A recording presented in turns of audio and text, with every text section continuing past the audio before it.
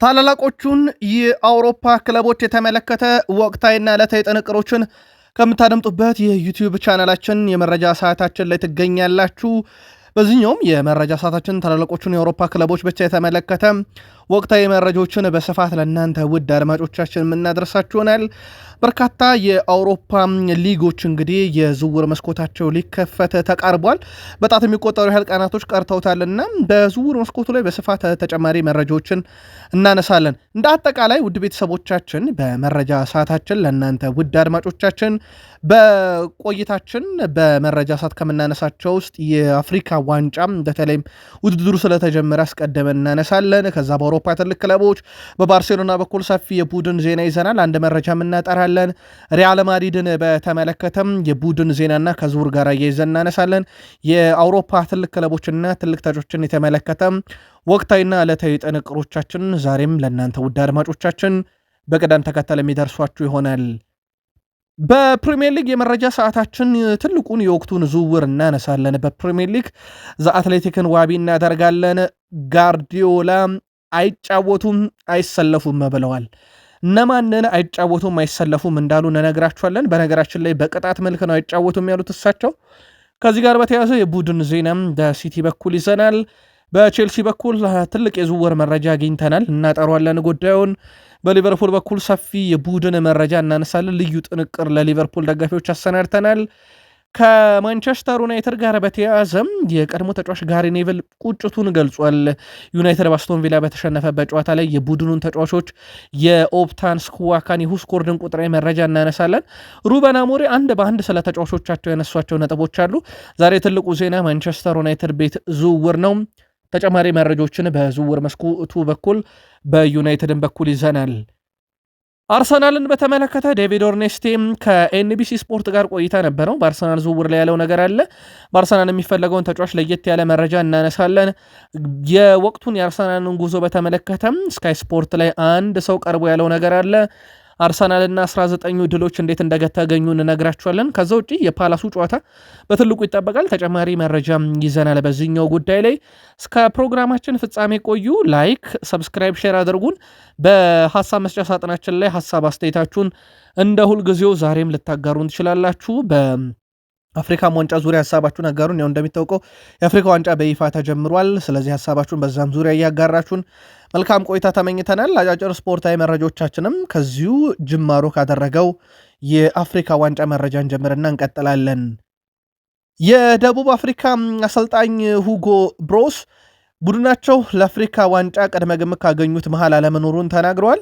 የዘንድሮ የአፍሪካ ዋንጫ ካለፈው ጠንካራ ይሆናል ያሉት አሰልጣኙ ምክንያቱም ትልቅ ቡድኖች ካለፈው ውድድራቸው ስህተት ተምረው ይመጣሉ ብለዋል። አያይዞም ደቡብ አፍሪካም የዋንጫ ተገማች አይደለችም ብለዋል። ሞሮኮን ለዋንጫ አሸናፊነት ያጩት አሰልጣኙ እነሱ ጠንካራ ቡድን ያላቸው በሀገራቸው ነው የሚጫወቱት፣ ሌሎች ቡድኖችም ይፈትናሉ ብለዋል።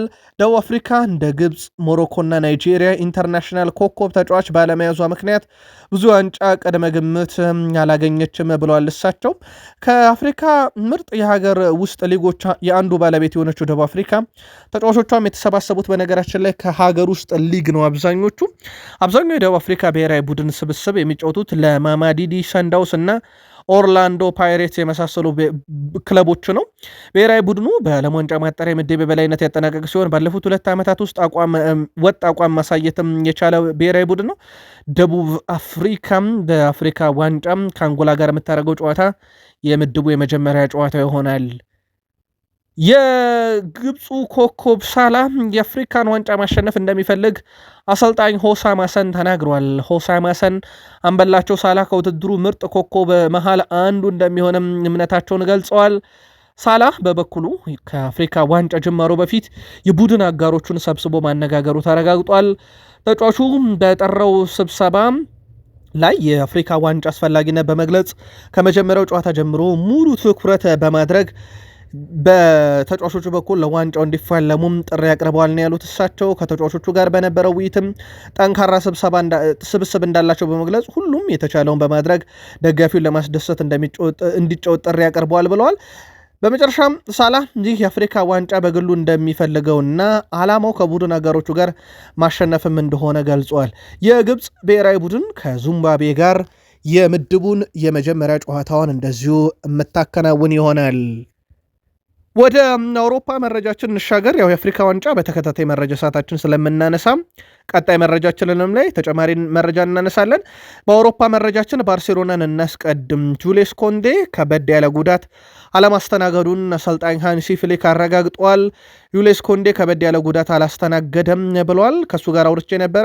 የተወሰነ ምቾትን ያልተሰማው ጡንቾ አካባቢ፣ ስለዚህ በቀጣይ ጨዋታ ላይ ይገኛል ብዬ አስባለሁ ብሏል። ለችግሩ ምክንያት በየ3 ቀንና 4 ቀኑ ጨዋታ ማድረጋችን ነው ብለዋል አሰልጣኝ ሃንሲ ፍሊክ። በእርግጥ ይህ ጉዳይ አሁንም በክለቦች በአሰልጣኞች ዘንድ በተጫዋቾች ዘንድ ተቀባይነት እያገኘ አይደለም። ጨዋታ ተደራረበብን የሚለው ጉዳይ በፊፋ በአውሮፓ እግር ኳስ ፕሬዚዳንት በተለይም አሌክሳንደር ሼፈሪን የአውሮፓ እግር ኳስ ማህበር ፕሬዚዳንት ብዙ ገንዘብ እየጠየቃችሁ ብዙ አንጫወተም ማለት አይቻልም ማለታቸው ይታወቃል። ለማንኛውም የህመሙ ወይም የጉዳቱ ምክንያት የጨዋታ መደራረብ ነው፣ ግን ከባድ ጉዳት አይደለም ብለዋል። በላሊጋ ከሚጫወቱ ተጫዋቾች ውስጥ እንደ ራፊኒያ በዚህ ዓመት በርካታ የግብ አስተዋጽኦ ያለው የለም። እንደ አጠቃላይ በ90 ደቂቃም በግብና አሲስት እሱን የሚስተካከል አንድም ተጫዋች በላሊጋው የለም። ያው የዚህን ተጫዋች ጉዳይ ደጋግመን ነግረናችኋል። በፊፋ ፕሮ ምርጥ 11 ውስጥ የለም። በፊፋ የባሎንዶርም ሽልማት አሸናፊ አይደለም። ግን በላሊጋው እንደሚስተካከለው ተጫዋች የለም። እዛው ባርሴሎና ቤት ቆይተን የላሚን ያማል ያለፉት 3 ዓመታት ካየን አሁን 18ኛ ዓመቱ ላይ ደርሷል። 2023 ላይ 3 ግብ አስቆጠረ። 2024 ላይ 13 ግብ፣ አሁን 2025 ላይ 24 ግብ አስቆጠረና በየዓመቱ እየተሻሻለ የመጣ ተጫዋች ሆኗል። ብዙ ንጻሬዎቹ በጣም አስደናቂ የሚባሉ ናቸው። ምናልባት በቀጣይ እንግዲህ በላሊጋ እነ ሮናልዶ እነ ሜሲ ትተውት የሄዱትን ሪካርድ እንግዲህ ለማሻሻል ጥሩ ድል ያለው ተጫዋች እንደሆነ ከአሁኑ ፍንጭ እየሰጠ ይገኛል። ከአድማጭ ተመልካቾቻችን ብዙ በተደጋጋሚ ጥያቄም እየመጣ በሀሳብ መስጫ ሳጥናችን ላይም ከመጡ መልእክቶች ውስጥ አንደኛው በርካታ ገቢ ያስቆጠረው በአንድ ካላንደር ሜሲ ነው የሚል ሀሳብ ሲመጣልን ነበረ። ይሄ ምንም ጥርጥር የለውም። ሜሲ በ69 ጨዋታ 91 ጎል አስቆጥሯል። በፈረንጆች አቆጣጠር 2012 ከዛሬ 13 ዓመት በፊት ይሄ ሪካርድ በነገራችን ላይ በዚህም ዓመት በሜሲ እጅ ተይዞ እንግዲህ ዓመቱ እንደሚጠናቀቅ አረጋግጠናል። እኛ ግን ከሰሞኑ ስናነሳ የነበረው የሪያል ማድሪድን ብቻ ነው። ምክንያቱም ኬሊያን ምባፔ ሮናልዶን ሪካርድ መጋራቱን ተከትሎ ነው። ሮናልዶ አስቆጥሯቸው የነበሩ ግቦች ላይ ደርሷል 59 ብለን እንጂ በእግር ኳስ ታሪክ ያው 2012 ላይ የሜሲን የሚስተካከልም የለም፣ አሁንም ድረስ የለም። በአጠቃላይ 69 ጨዋታ ሜሲ በወቅቱ 91 ግብ አስቆጥሮ ነበረ።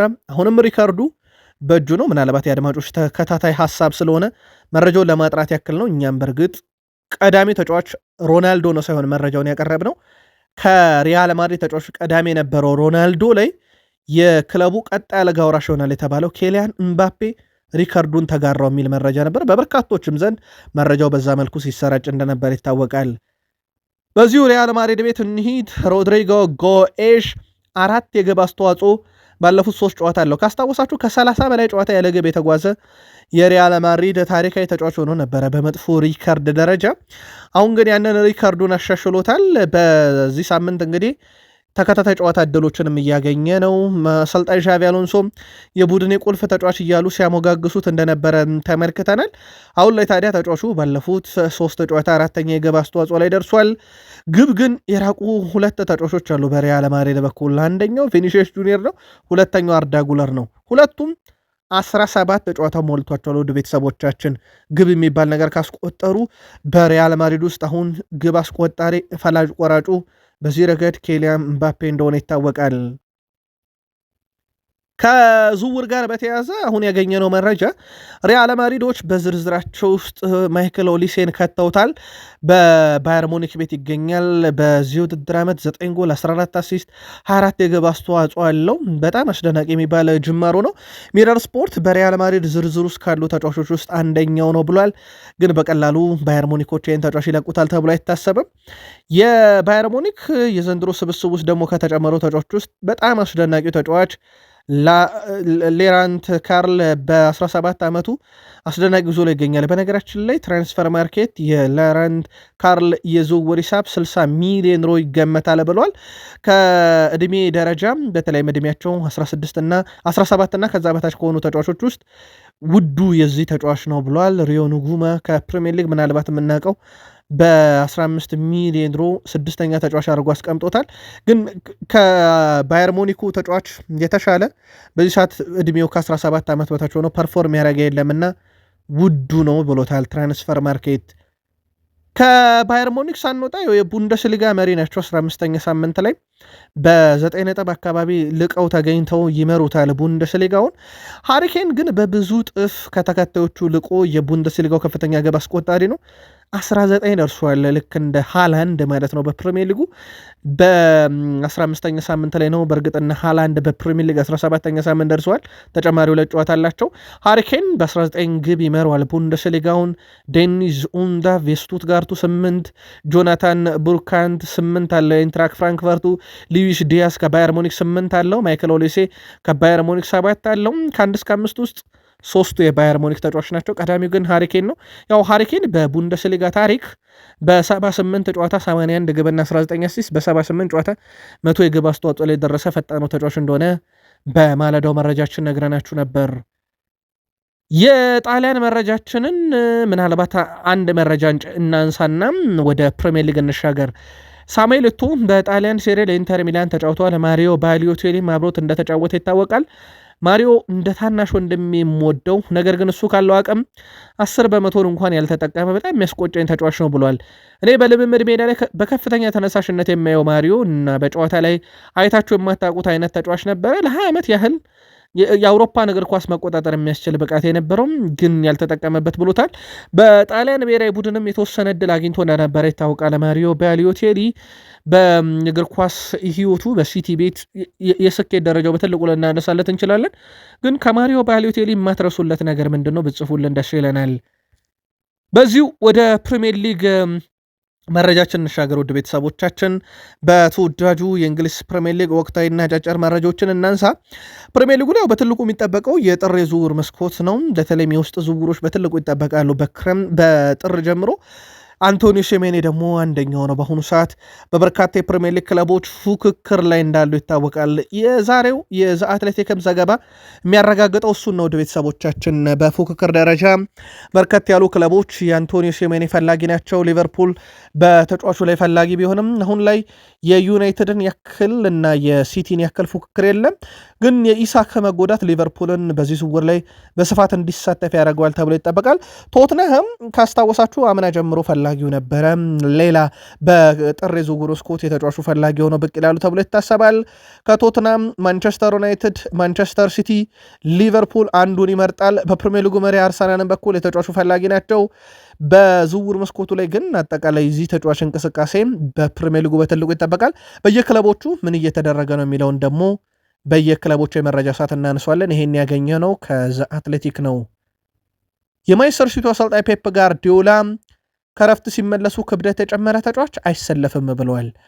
አሁን ሁሉም ተጫዋች አስፈላጊውን የክብደት መጠን ላይ ናቸው ያሉት አሰልጣኙ ከገና በዓል በኋላ ሲመለስ ክብደቱን የጨመረ ካለ አይሰለፍም ብለዋል።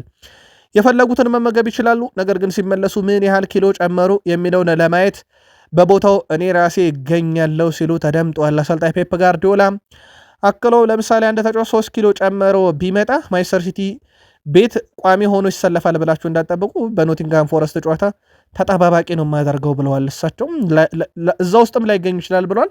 ፔፕ ጋርዲዮላ ከዚህ በፊት ካልቨን ፊሊፕስን ከ2022 ዓለም ዋንጫ ክብደት ጨምሮ መመለሱን ተከትሎ በአደባባይ ወጥተው ተችተውት ከቡድኑ ጋር እህል ውሃውን በዛው እንደተቆራረጠ ይታወቃል። አሁን ማስጠንቀቂያ ሰጥተዋል።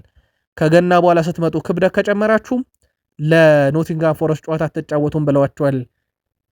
የኤርሊንግ ብሮት ሃላንድ ቁጥር በጣም አስገራሚ ነው።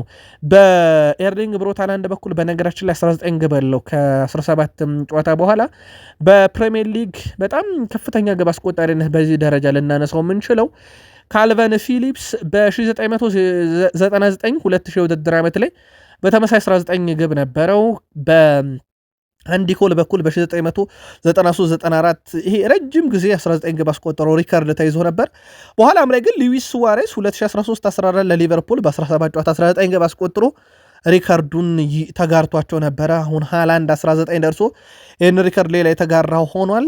በእርግጥ 2022-23 ላይ ለጥቂት ነው ያመለጠው። ሃላንድ 18 ግብ በወቅቱ አስቆጥሮ ነበረ። ሉዊስ ፈርናንዴስ የቀድሞ ኒውካስል ኮከብ 1995-96 ላይ በተመሳሳይ 18 ግብ ነበረው።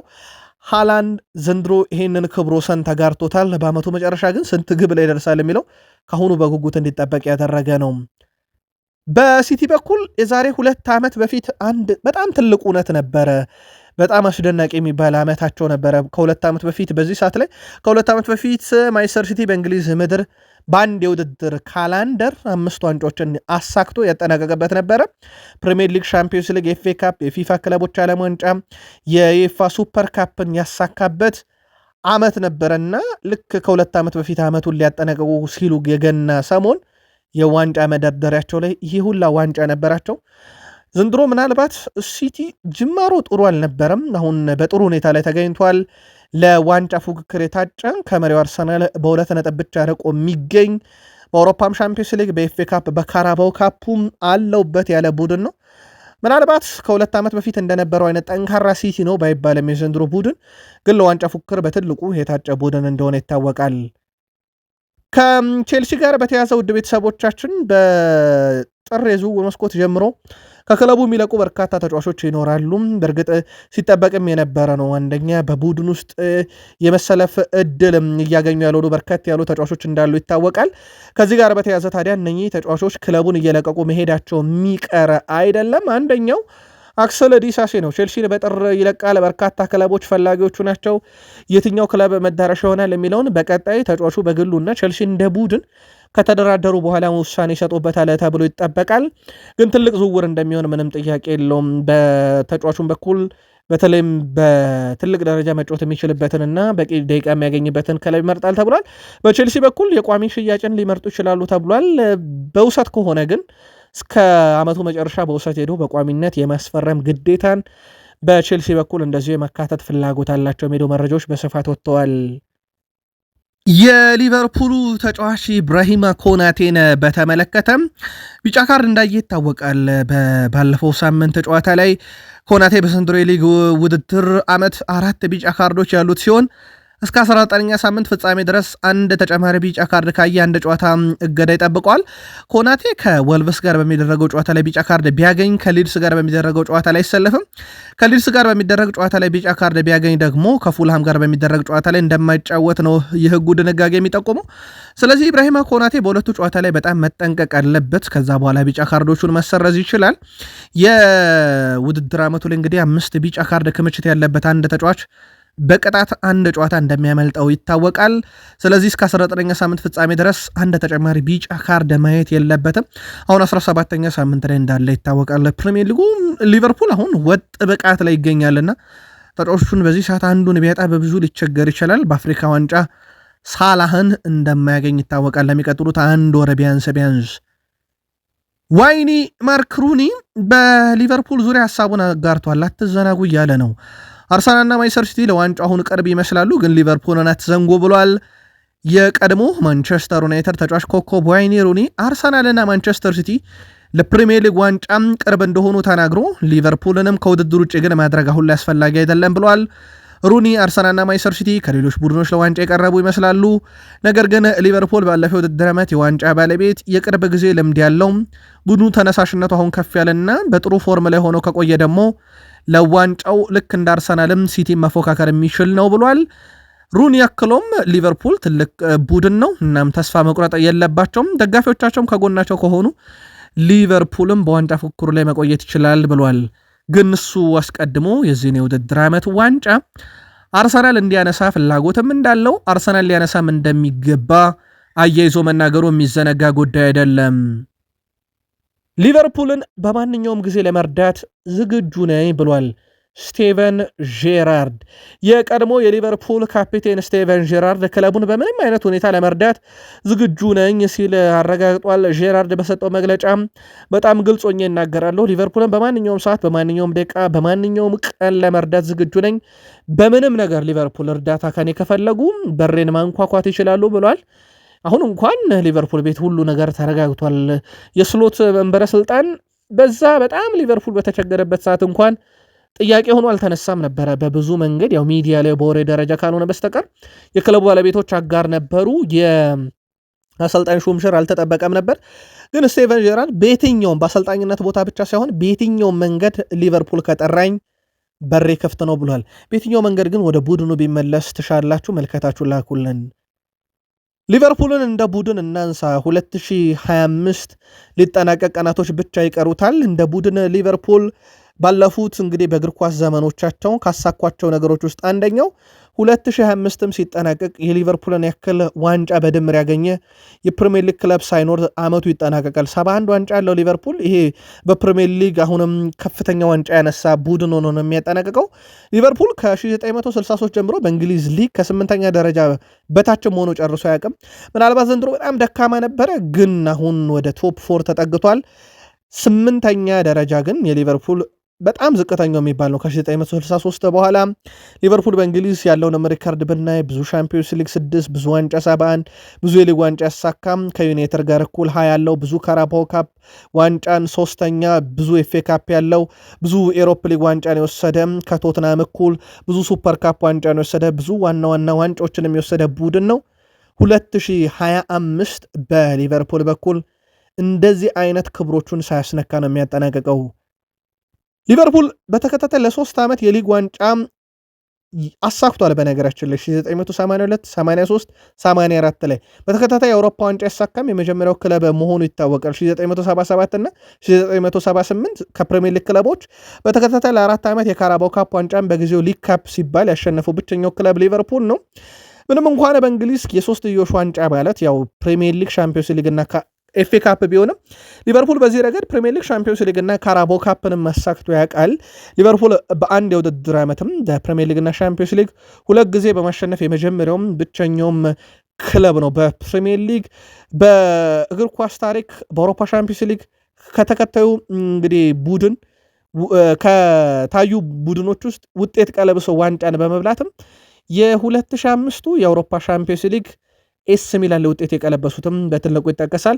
ሊቨርፑል እንደዚህ አይነት ታሪኮቹን ሳያስደፍርና ሳያስነካ 2025ን የሚያጠናቀቅ ይሆናል። ከማንቸስተር ዩናይትድ ሽንፈት በኋላ ጋሪ ኔቨል ቁጭቱን ገልጿል። ሊሸነፍ የማይገባ ቡድን ብሎታል ማንቸስተር ዩናይትድን በቪላው ጨዋታ ላይ። በተለይም ሞርጋን ሮጀርስ ሁለተኛ ግብ ዩናይትድ ላይ ካስቆጠረ በኋላ ማቲያስ ኩኛ፣ ሜሰን ማውንት ሊያስቆጥሯቸው የሚገቡ በጣም ያለቀላቸው ኳሶችን አግኝተው አልተጠቀሙም። ከረፍት በፊት እንደ ቤንያሚን ሼሽኮ ያለ ተጫዋች ያገኛቸውን ምርጥ አድሎች አልተጠቀመም። ይሄን ስታይ ዩናይትድ ባለማሸነፉ ትበሳጫለ። ከዚህ በባሰ መልኩ የተሳቱ ግቦችን ለመፈለግ ራሱ ወደኋላ ብዙ ዓመት ልትመለስ ትችላለ። በማንቸስተር ዩናይትድ በኩል እንደዚህ አይነት አጋጣሚዎች በጣም ያስቆጫሉ። ቡድኑ እነኝን የግብ ዕድሎች የሚጠቀም ተጫዋች እስከሌለው ድረስ አሁንም በአሸናፊነት ለመቀጠል በጣም ይቸገራል ብሏል። በጨዋታው ላይ ምናልባት ማቲያስ ኩኛ ግብ አስቆጥሯል። ያለፉት 3 ጨዋታ ላይ ከወልቭስ ጋር አሲስት ነበረው። በርንማውዝ እና ስቶን ቪላ ላይ ግብ አስቆጥሯል። በምርጥ ብቃቱ ላይ ይገኛል። ግን እንዳጠቃላይም የጋሪ ኔቭል ሐሳብ እንደ ቡድን ማንቸስተር ዩናይትድ የሚያገኛቸውን እድሎች አለመጠቀሙ ለቪላው እንደ ሽንፈት ምክንያት ይቆጠራል ብሏል። በዚህ ውድድር ዓመት ዩናይትድ ምናልባት ሌላ ሊያስተካክለው የሚገባው ምናልባት የጋሪ ኔቭል ሐሳብ በጣም ሚዛን የሚደፋ ነው። ቡድኑ የግብ ዕድሎችን አይጠቀምም የሚለው ግን ደግሞ ባለፉት 17 የፕሪሚየር ሊግ ጨዋታ ማንቸስተር ዩናይትድ በአንድ ጨዋታ ነው መረቡን ያላስደፈረው። በነገራችን ላይ ከ1967 በኋላ ይሄ በጣም መጥፎ ቁጥር ነው በዩናይትድ በኩል። ማንቸስተር ዩናይትድ በዚህ ስን በሊጉ 17 ጨዋታን አድርጎ አንድ ጊዜ ብቻ መረቡን ያላስደፈረ ሲሆን በቀሪዎቹ ግብ ተቆጥሯል። ሴላመንስ ወደ ዩናይትድ ከመጣ አንስቶ 11 የፕሪሚየር ሊግ ጨዋታን አድርጓል። በ10ሩ ጨዋታ ጎል ተቆጥሮበት መውጣት ችሏል። በእርግጥ ሴላመንስ ተወቃሽ ነው ለማለት በጣም ይቸግራል። የቡድኑ የመከላከል አቅም በራሱ ብዙ ጥያቄ የሚያስነሳ ነው። አንድሬ ኦናና በ11 ጨዋታ 16 ግብ ተቆጥሮበታል። ሴላመንስ በ11 ጨዋታ ከኦናና አንድ ልቆ 17 ግብ ነው የተቆጠረበት። ግን አሁንም ትልቁ መከራከሪያ የሚነሳው የዩናይትድ የመከላከል ብቃትስ ኦናናን የሚከላከል ሴላመንስን ከአደጋ የሚከላከል ነው ወይ የሚለው በትልቁ ጥያቄ ያስነሳል። እዚህ ቡድን ላይ ኮቢ ሜኖ በጉዳት፣ ብሩኖ በጉዳት፣ ሃሪ ማጓየር በጉዳት፣ ማቲያስ ዴላይት በጉዳት ቀጣዩን ጨዋታ ይኖራሉ ተብሎ አይጠበቅም። ኑስር ማዝራዊ፣ አማድ ዲያሎ እና ብራያን ቤሞ በአፍሪካ ዋንጫ፣ ካዝሜሮ ያው አንድ ጨዋታ ቅጣቱን ጨርሶ አርብ ይጫወታል። ግን የዩናይትድ ብሩኖ ከሌለ ያው ኮቢ ሜኖ በጣም ወሳኙ ተጫዋች ይሆናል። ያው ካዝሜሮ ከሌለ ዩናይትዶች እንግዲህ ገደቢ ሲሆነው ተጫዋቻቸው በተለይም ባለፉት 7 ጨዋታ ተሰልፎ ቋሚ ሆኖ 7ቱንም ዩናይትድ ተሸንፏል። ማኑኤል ኡጋርቴ እሱን ሊተካ ይችላል፣ ግን ብሩኖ በማን ይተካን? አሁንም ሌላ ትልቁ ጥያቄ ነው። ሩበን አሞሪ ከዚህ ጋር በተያዘ ትልቅ መፍትሄ እንፈልጋለን ማለታቸው ይታወቃል። ሃይደን ኤቨን እና ሌኒ ዮሮም በጨዋታው ላይ ብዙ የአንድ ለአንድ አጋጣሚዎችን በመከላከል አሳልፈዋል። ሉክሾም እንዲሁ በአጠቃላይ በጨዋታው ጥሩ የመከላከል አፈጻጸም አሳይተናል ብለዋል ሩበን አሞሪ። ምናልባት እኛ በግለሰቦች ሐሳብ በአሰልጣኝም ይሁን በተጫዋችም ይሁን ሚዲያ ላይ በትልቅ ሚዲያ ላይ ቀርበው ግለሰቦች በሰጡት ሐሳብ ላይ እኛ የግል መልካታችንን እንደማናጋራ ይታወቃል። ፕላትፎርማችንም አይፈቅድም። ሩበን አሞሪ ምርጥ ነበሩ ተከላካዮቼ ብለዋል። ስለዚህ የዩናይትድ ደጋፊዎች እናንተን አጋሩን። ሌላ እሳቸው ያነሱት የቤንያሚን ሼሽኮን ጉዳይ በተመለከተ ነው። እሱን 70 እና 75 ደቂቃ ያክል እንዲጫወት ማድረግ ነበረ ፍላጎታችን። ሼሽኮ ለተወሰነ ጊዜ ከሜዳ ርቆ ቆይቶ ነበር፣ እናም በቅርቡም ታሞ ነበረ። ይህም በአካላዊ ብቃት ላይ እንግዲህ ጫና አሳድሮበታል። እኛ ጨዋታውን ለማሸነፍና ተጫዋቾችን ለመርዳት እየሞከርን ነው። እኔ በተጫዋቹ በኩል በጥሩ አፈጻጸም ገምግሜዋለሁ፣ ጥሩ ነገር አሳይቷል ብዬ አምናለሁ ብለዋል። በቤንያሚን ሼሽኮ በኩል ሩበን አሞሪ ይህንንም ጉዳይ ለዩናይትድ ደጋፊ ተተነዋል። ግን እሱ ተክቶት የመጣውን ተጫዋችን ሆይሉንድና የማንቸስተር ዩናይትዱ ቤንያሚን ሼሽኮ ችግሮቹ አጥቂዎቹ ወይንስ የዩናይትድ ሲስተም? በዛውም መልከታችሁን አድርሱን። ሩበን አሞሪ ስለ ወጣቶቹም ተናግረዋል። ስለ ሊሴና ስለ ፍሌቸር የመጀመሪያ ጨዋታ ለማድረግ በጣም ጠንክረው ሰርተዋል። ለአካዳሚው አሰልጣኞችም ለተጫዋቾችም እንኳን ደስ ያላችሁ ማለት ፈልጋለሁ ብሏል። ቡድኑን ለማሻሻልና ወጣቶችን በትክክለኛው ጊዜ እንዲጫወቱ ለማድረግ እየሞከረን ነው። አሁን ላይ እነሱን እንፈልጋለን፣ ይህም እነሱን እንዲያድጉ ይረዳቸዋል ብለዋል። በወጣቶቹ ዙሪያ ያው ቡድናቸው ግን ወጣቶችን ደግሞ እያሳደገ በተቃራኒው ዋኖቹን እያጣ ይመጣል። ለአብነት ያክል ሮማዎች ዛሬ በግልጽ በዜርኪዝ ጉዳይ ላይ አነጋግሮታል። ተጫዋቹን ጥቅሙን ሊያገኝ የሚችለውን ነገር በሙሉ ሮሞች አብራርተውለታል። በእርግጥ ሁሉ ነገር የሚወሰነው የመጨረሻ ውሳኔ በዩናይትድ ቢሆንም ዛሬ ጥብቅ የተባለ ድርድር ነው የተደረገው። ውድ ቤተሰቦቻችን ዝውውሩ ሊጠናቀቅ የሚያስችል አይነት ድርድር ነው የተካሄደው። ፋብሪዞ ሮማኖን በሰበር አረጋግጦታል። በእርግጥ የዜርኪዚ በዩናይትድ ጠቃሚ ነው ጠቃሚ አይደለም ምናምን የሚለውን ጉዳይ በሩበን አሞሪና በቦርዱ በኩል ይወሰናል። በኋላም ላይ ማንቸስተር ዩናይትድ እስከ 45 ሚሊዮን አካባቢ ካገኘም በቋሚነት ይሸጧል የሚሉ መረጃዎች ሲወጡ ነበር። የዛሬው ድርድር ግን እጅግ በጣም ግልጽና በጣም ቀጥተኛ ነበር ብሎታል ፋብሪዚዮ ሮማኖ። የዩናይትዱ አምበል ብሩኖ ፈርናንዴስ ያው ጉዳት አጋጠመው። 31 ዓመቱ ፈርናንዴስ በ6 ዓመት ቆይተው በጉዳት ያመለጡት ጨዋታ 2 ብቻ ናቸው። በነገራችን ላይ አሰልጣኙ የሕክምና ውጤቱን ማየት ይኖርብናል ቢሉም ግን ያው ለአንድ ወር ከሜዳ እንደሚርቅ አረጋግጠናል። የኮቢ ማይኖ አለመኖር ለሳቸውም እርግጥ እንደሆነም እንግዲህ በእሳቸው በኩልና ይሄ ነገር በተወሰነ መንገድ እንደሚያሳስብ ገልጸው አሰልጣኝ ሩበን አሞሪም ብሩኖ ፈርናንዴዝ ውስነ ጨዋታ ሊያመልጡት እንደሚችሉ አረጋግጠው ስለዚህ ማውራት አልፈልግም፣ ትንሽ ጨዋታዎች ብቻ ያመልጡታል በሚል ያዙልኝ ብለዋል። ብሩኖ ፈርናንዴዝ ለማንቸስተር ዩናይትድ ቋሚ ተሰላፊ ሆኖ በጀመረባቸው 292 ጨዋታ ላይ በመጀመሪያ አጋማሽ ተቀይሮ ሲወጣም በጨዋታ አጋጣሚ ለሶስተኛ ጊዜ ነው። ከዚህ በፊት በፕሪሚየር ሊግ ከቶትናም ሆትስፐርስ ጋር፣ በዩሮፕ ሊግ ከሪያል ሶሴዳድ ጋር ገጥሞት ነበረ። ይህ ነገር አሁን ደግሞ በዚህ ሳምንት በነበረው በቪላ ጨዋታ ላይ ገጥሞታል። ለዩናይትድ መች ተመልሶ ጨዋታ ያደርጋል የሚለው ኤግዛክት ቀኑ ባይታወቅም ግን በዩናይትድ በኩል ቢያንስ ድፍን አንድ ወር ማጣታቸው ግን ሩበን አሞሪን ብዙ አታስወሩኝ ለሚል ስጋት እንደዳረጋቸው ተመልክተናል። ከአርሰናል እና ሲሜኔ ዝውውር ጋር በተያያዘ የተወሰነ መረጃ እንነግራቸዋለን ብለን ነበር። ዛሬ ዴቪድ ኦርኔስቴ ከኤንቢሲ ስፖርት ጋር በነበረው ቆይታ ላይ የዚህን ተጫዋች ዝውውርና የአርሰናልን ጉዳይ በተመለከተ መረጃ አለኝ ብሏል። ዴቪድ ኦርኔስቴ አርሰናል የሲሜኔን ሁኔታ የተመለከቱት እንደሆነ አውቃለሁ፣ ነገር ግን አርሰናል በክረምት እንጂ በጥር እሱን ወደ ቡድኑ የማምጣት እቅድ የላቸውም ብለዋል። ያ ደግሞ አርሰናል ተጫዋቹን እንዲያጣው ሊያደርገው ይችላል ብለዋል። ምክንያቱም በበርነማውዝ በኩል አስገዳጅ ሽያጭ ነው በነገራችን ላይ የሚሆንባቸው ያው የተሻለ ገንዘብ በጥር የውል ማፍረሻው ላይ ስላለ እንጂ በርነማውዝ ፈልገው የሚሸጡት ተጫዋች አይደለም። በዚህ ሰዓት ላይ የቡድኑን ስኳድ ዴፕዝ በጣም ያሳሳባቸዋል። የቡድኑ ቁልፍ ተጫዋች ነው በዚህ ዓመት ግራ ግሩም ቀኝ ግሩም በጣም አደገኛው ተጫዋች ነው። ግን አርሰናሎች ደግሞ አሁን ላይ እቅዳቸው አይደለም ተብሏል ቡድን ውስጥ ካለ ስኳድ ዴፕዝ አንጻር። እናም አርሰናሎች ጥርን አያስቀድሙም። ጥር ላይ ደግሞ ሲቲ፣ ዩናይትድ፣ ሊቨርፑል፣ ቶትናም ተጫዋቹ ላይ እንቅስቃሴ ያደርገው ከአርሰናል ሊነጥቁት ይችላሉ ብሏል ዴቪድ ኦርኔስቴም። ከአርሰናል ጋር ስሙ በስፋት የሚያያዘው የዩቬንቱስ ተጫዋች ኬነን ያልዲዝንን በተመለከተም አርሰናል የዚህም ተጫዋች ፈላጊነታቸው በጥር ሳይሆን በክረምት ነው ብሏል። ፋብሪዚዮ ሮማኖም ይሄን አረጋግጦታል። ብዙ ጎል ያገባ ነው በዩቬንቱስ መለያ ዘንድሮ 5 አለው። ብዙ አሲስት በዩቬንቱስ መለያ 4፣ ብዙ ተጠባቂ አሲስቶችን በመስጠት 3.34 እሱ ነው ቀዳሚው። በአማካይ በጨዋታ ብዙ ጊዜ ግበን የሚሞክርም እሱ ነው 2.4። በአማካይ በጨዋታ ብዙ ኢላማውን የጠበቀ ሙከራ የሚያደርገው እሱ ነው 1 አለው። ብዙ ትልቅ የግብ ዕድሎችን ይፈጥራል 8። በአማካይ በጨዋታ ብዙ ቁልፍ ኳስ የሚያቀብለውም እሱ ነው። ምንም የብቃት እንከን የሚገኝበት አይነት ተጫዋች አይደለም። ፕሪሚየር ሊግ መጥቶ ይላመዳል ላይላመድ የሚለው ብቻ ነው። እንደሚታወቀው አንድሪያ ቤርታም ይህን ተጫዋች እንግዲህ ወደ ቡድኑ ማምጣት በሚቻልበት ሁኔታ በቀጣይ ስራዎችን ይሰራሉ ተብሎ ሲጠበቅ፣ ግን ሞር ለክረምት ዝውውር ነው ይህን ተጫዋች በእቅዳቸው ውስጥ የያዙት።